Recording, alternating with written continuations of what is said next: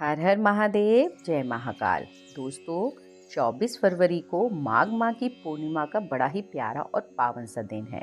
प्यारा और पावन इसलिए है कि सबसे पहले तो ये दिन शनिवार के दिन है और शनिवार के दिन अगर आप रात के समय चौमुखी दीपक का उपाय करते हैं तो आपकी हर मनोकामना बहुत ही जल्दी पूरी हो जाएगी।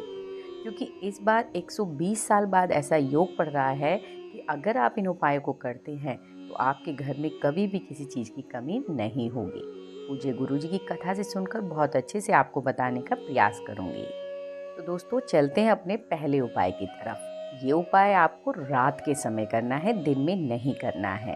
रात के समय मतलब जब भी आपको चंद्र भगवान के दर्शन हो, शाम को 7 बजे, 8 बजे, 9 बजे, जब भी आपको चंद्र भगवान के दर्शन हो तब आप इस उपाय को अपने घर में, अपने घर की छत पे करिएगा।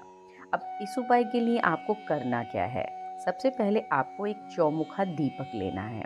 दीपक आप मिट्टी का ले सकते हैं।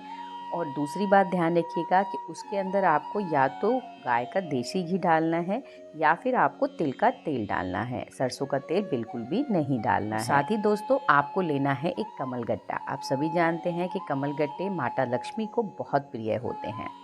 इसके बाद इन दोनों चीज़ों को लेकर आप अपने घर की छत पर चले जाएंगे और जब भी आपको भगवान चंद्रदेव के दर्शन हो तब आप इस दीपक की चारों बत्तियों को, यानी चौमुखी दीपक में जो 4 बत्तियां लगाई हैं उन्हें आप प्रज्वलित करेंगे और चंद्रमौली भगवान का नाम लेते हुए उस कमल गट्टे को आप उस दीपक के अंदर डाल देंगे और भगवान से अपनी मनोकामना के लिए प्रार्थना करेंगे। अब दोस्तों, बात आती है कि अगर आप किराए के मकान में रहते हैं तो फिर छत पे कैसे उपाय करेंगे। तो आप अपने घर के मेन दरवाजे पर, यानी जो मेन गेट होता है उसके राइट साइड में जहाँ भी चंद्रमा की रोशनी दिखाई देगी, आप इस उपाय को वहाँ दीपक जलाकर और उसमें उस कमल गट्टे को डालकर आप उस उपाय को वहाँ पर भी कर सकते हैं। तो दोस्तों, अब हम चलते हैं अपने दूसरे उपाय की तरफ जो हमें पूर्णिमा के दिन करना है। ध्यान रखिएगा दोस्तों, ये उपाय भी हमें शाम के समय, प्रदोष के समय करना है। क्योंकि पूर्णिमा के दिन जितने भी उपाय किए जाते हैं, अगर वो शाम के समय किए जाते हैं तो वो ज़्यादा लाभकारी होते हैं। तो अब अगले उपाय में हमें करना क्या है, लेकिन उसे जानने से पहले अगर आप हमारे चैनल पर नए हैं तो आप हमारी वीडियो को लाइक और चैनल को सब्सक्राइब अवश्य करिएगा। और कमेंट बॉक्स में भगवान भोलेनाथ का कोई भी प्यारा सा नाम लिखना बिल्कुल भी मत भूलिएगा। तो दोस्तों, अगले उपाय में हमें लेना है केवल एक चावल का दाना। ज़्यादा नहीं लेना है, केवल एक ही चावल का दाना लेना है और हमें भगवान भोलेनाथ पर दूध से त्रिपुंड बनाना है। तो एक चावल का दाना लेना है और एक हमें बेलपत्र लेनी है, बहुत प्यारी सी, जो कहीं से भी कटी फटी टूटी नहीं होनी चाहिए।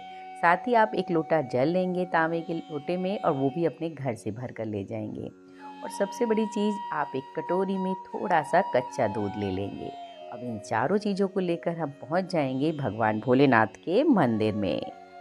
मंदिर में पहुंचकर हम लोग पहुंच जाएंगे भगवान भोलेनाथ की शिवलिंग के पास। उसके बाद दोस्तों, हमारा चेहरा होगा नॉर्थ डायरेक्शन की तरफ। इसके बाद आप जो सामान लेकर गए हैं उसमें से जो आप एक चावल का दाना लेकर गए हैं, वो चावल का दाना आप भगवान भोलेनाथ की शिवलिंग पर अर्पित कर देंगे और आप नाम लेंगे चंद्रमौली महादेव, यानी चंद्रमौली महादेव का नाम लेते हुए वो चावल का दाना आप भगवान भोलेनाथ की शिवलिंग पर अर्पित कर देंगे। इसके बाद दोस्तों, आप जो बेलपत्र लेकर गए हैं वो बेलपत्र भी आप अपनी मनोकामना बोलते हुए भगवान भोलेनाथ के ऊपर, जो आपने चावल का दाना रखा था उसके ऊपर ही आप समर्पित कर देंगे। ध्यान रखेंगे कि चिकना वाला हिस्सा भगवान की शिवलिंग से टच होना चाहिए। इसके बाद दोस्तों, आप जो दूध लेकर गए हैं वो दूध आप भगवान भोलेनाथ की शिवलिंग पर अर्पित करेंगे और साथ में अपने राइट हैंड की 3 उंगलियों से भगवान भोलेनाथ की शिवलिंग के ऊपर आप त्रिपुंड बनाएंगे। यानी उस दूध की मदद से आप इस तरह से अपनी तीनों उंगलियों को लेंगे और उन उंगलियों से जो भगवान का तिलक होता है, इस तरह का त्रिपुंड आप अपने हाथ से उस दूध की सहायता से बनाएंगे। उसके बाद वो दूध बहता हुआ जलाधारी से नीचे चला जाएगा। इसके बाद दोस्तों, आप जो एक लोटा जल अपने घर से लेकर गए हैं वो जल आप श्री शिवाय नमस्तुभ्य का जाप करते हुए भगवान भोलेनाथ की शिवलिंग पर अर्पित कर देंगे।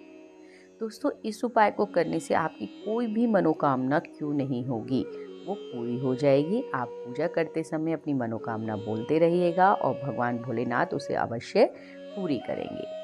तो दोस्तों, ये था वो उपाय जिसे अगर आप पूर्णिमा के दिन करते हैं तो आपकी मनोकामना ज़रूर पूरी होतीगा। बस ध्यान रखिएगा कि ये उपाय आपको शाम को प्रदोष काल के समय करना है, क्योंकि पूर्णिमा के दिन शाम को प्रदोष काल में किए जाने वाले उपाय ज़्यादा लाभकारी होते हैं।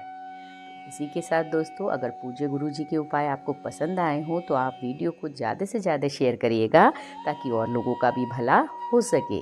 इसी के साथ दोस्तों, हर हर महादेव, ओम नमः शिवाय।